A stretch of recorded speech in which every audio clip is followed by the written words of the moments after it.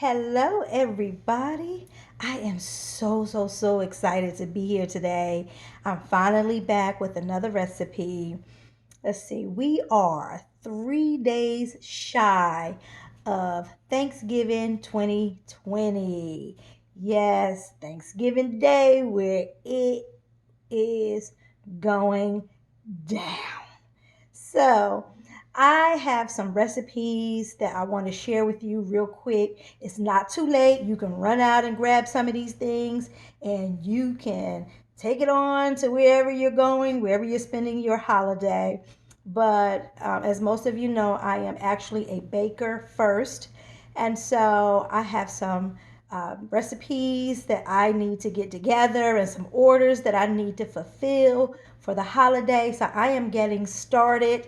I am getting ready to make a pound cake that is going to be picked up in the morning. And so I figured, why not share this pound cake recipe? And so this is just one of my favorite recipes because it's that kind that has the crust on it. You know, that kind of crunches when you bite into it. I absolutely love those type of pound cakes. So I'm going to be making that one now. And I have a few more that I'm going to turn the camera on when I begin to make them. Some other recipes that I have for red velvet cake.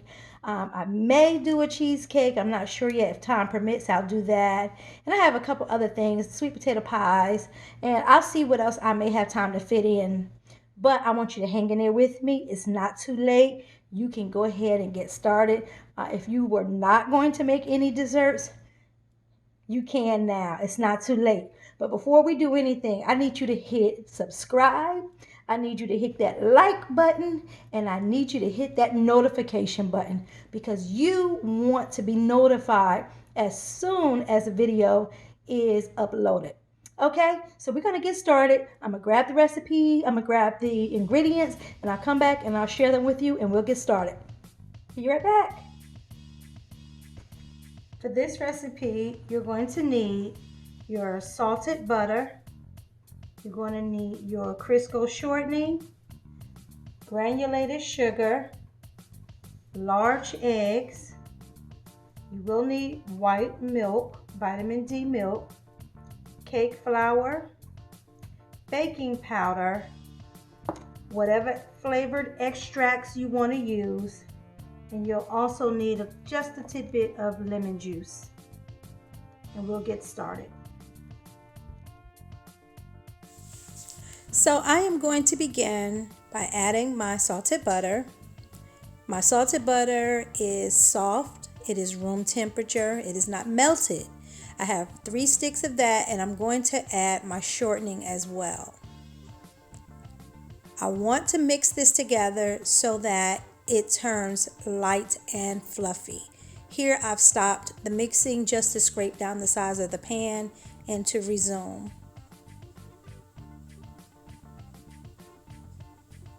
I'm now adding my sugar. And since we're not dealing with egg whites, we can go ahead and add all the sugar in at one time. We don't have to do it slowly. You can go ahead and put that right into your mixing bowl. And we are looking for that to turn a lighter fluffy color. Yes, that's exactly what we were going for.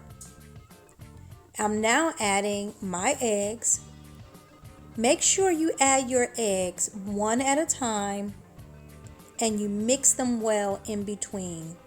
It just helps to incorporate all of the ingredients that you're adding.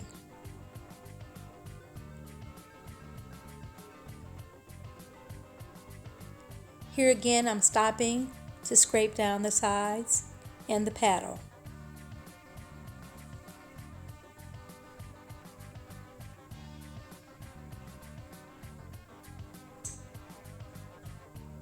See how nice and smooth that is? Now I ended up putting my paddle back on because I forgot to put the sour cream in. So I just added 3/4 cup of sour cream and mixed it well.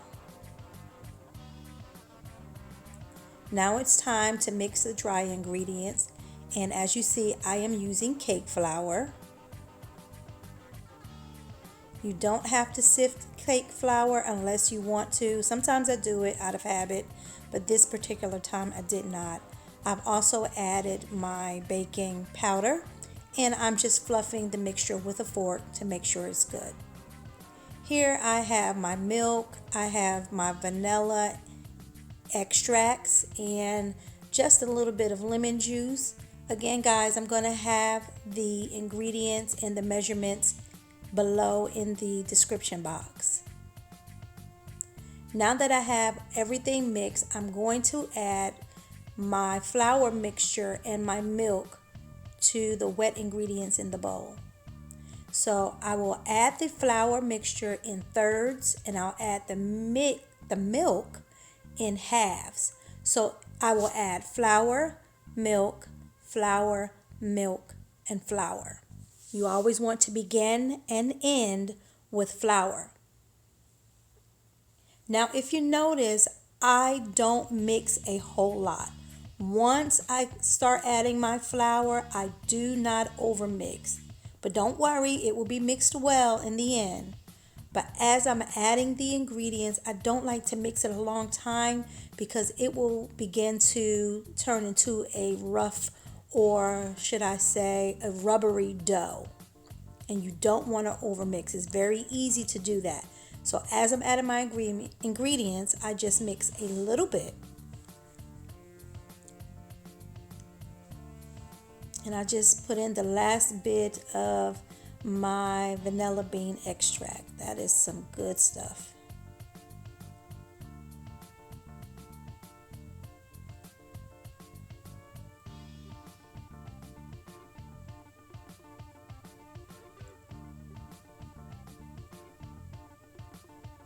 I'm now adding the final third of my flour mixture.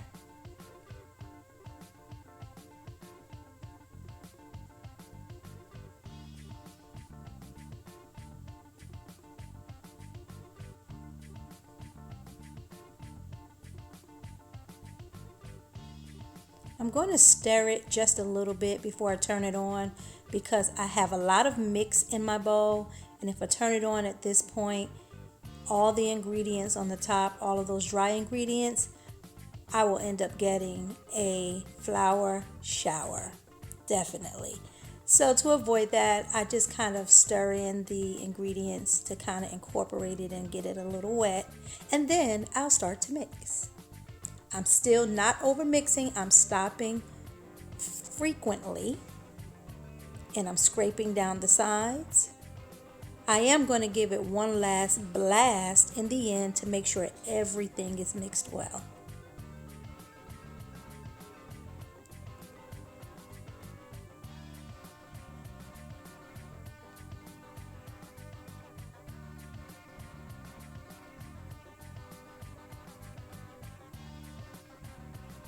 Now I'm going to put this into a cold oven.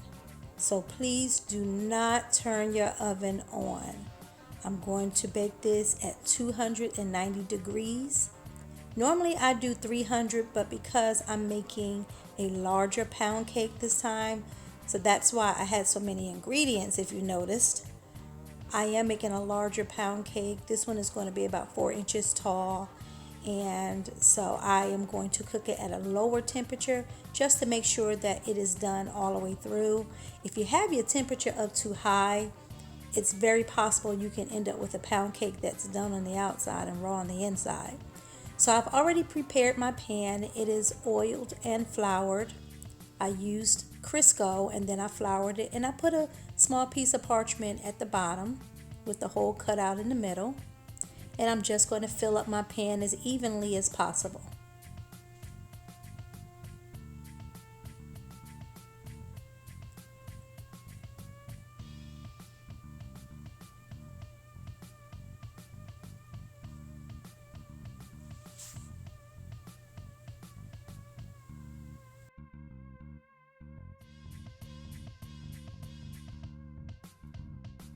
As we're adding our mixture to the pan, I just want to remind you to put this in to a cold oven.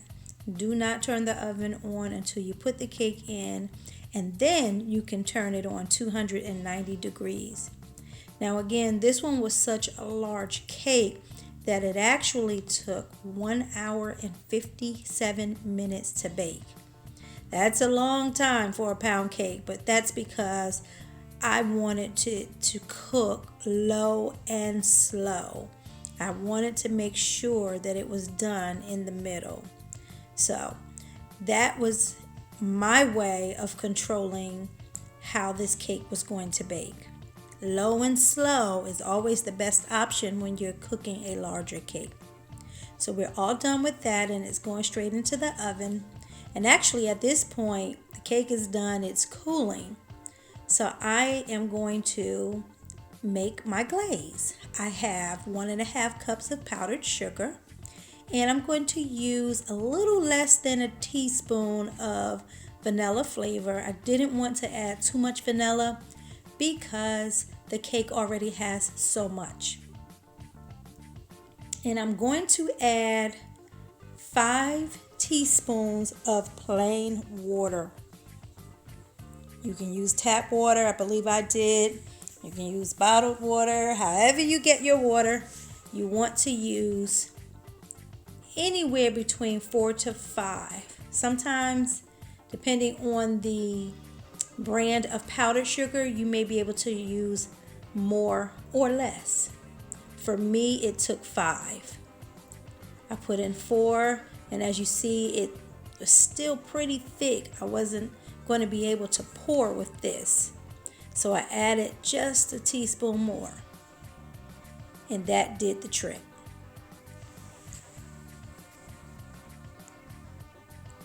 Now what we're looking for is a consistency that is runny.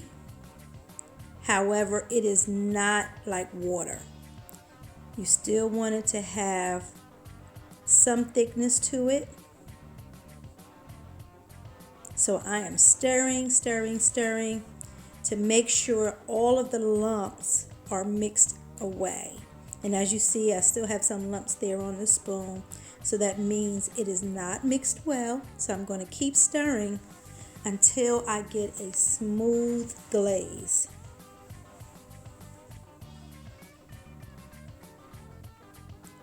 Guys, I wish you could smell this. The vanilla aroma is just, woo, it's so good. So you see how it's runny. It's not like water. It still has a little thickness to it. But I'll be able to pour this down the sides of my cake so it can run and it can drip down. That's what I'm looking for. And here is the cake. That's a big boy right there. Y'all, and you know how I talked about the crust of the cake? It's at the bottom. Woo, Lord, that's the best part to me. So what I'm doing here is just removing the parchment paper. Do not forget to remove your parchment paper. Y'all, in my early rookie days, I have done that. I did it maybe twice. So you don't want to forget it because it becomes transparent after a while, like it takes on the color of the cake, and it's very easy to forget that it's there. So don't forget to take your parchment paper off. And now I am going to take my drip and I am going to drip it on the cake. And so first I go around the edges and I just pour. You want to make sure the consistency is not so thick that it doesn't run. You want it to run, not like water, but you do want it to run a little. So I do the edges first. And this amount of powdered sugar is just enough for this cake. It's enough, it's not too much, it's not too less. And so I'm going around the edges, and I'll do the edges twice just to make sure I get a nice run. You see how that's dripping down the side of that cake? Yes, that's what we want to happen. That's a messy purpose. Messy on purpose. I absolutely love it. plain pound cake is good. But when it has that good glaze and we put in that little bit of vanilla extract, and if you want, you could substitute the extract for the paste, the vanilla bean paste, so that you can see the little black speckles in your glaze. Yes. Sometimes people, they see it before they taste it. And so, if it looks good, you know what they say. Alright, so what I'm doing now is just spreading it on top. I'm covering up the entire top of the cake with the glaze. And after a while, once the glaze set, it'll become a little lighter or transparent, almost transparent. You'll be able to tell it's on there, but it won't be as thick. And so I'm just filling in some spots where it did not run. Just using up all that glaze. Y'all, this is good. Now, actually my cake is still a tidbit warm. You don't want to do this when your cake is hot. It just will not work. That glaze will soak right up into the cake like it was never there. And then you'll end up putting too much and it'll be too sweet. So now I'm just going to set it aside. I think I actually popped it in the refrigerator for about 10 minutes because the glaze does not take long to set. And guys, here we are with this cake. Y'all, I can't even explain it. It is so tender. It's so important to cook your cakes low and slow so that it does not overbake. This is buttery. It is tender. It is awesome. Let me tell you how my husband going to eat this. He is going to pop a piece of this pound cake onto the plate, and before you know it, he's going to get that bucket of ice cream, butter pecan. There he is, right there. That's his favorite ice cream. And man, it's going to be on. Y'all, this cake is so good. I promise you, this is worthy of taking to your boyfriend's mama house, your husband's mama house. You hear me? It's really good. Y'all, I thank y'all so much for watching. I thank you in advance for your support. I ask that you would like and that you would subscribe and that you would share this channel. Y'all remember, God loves you and I love you to pieces.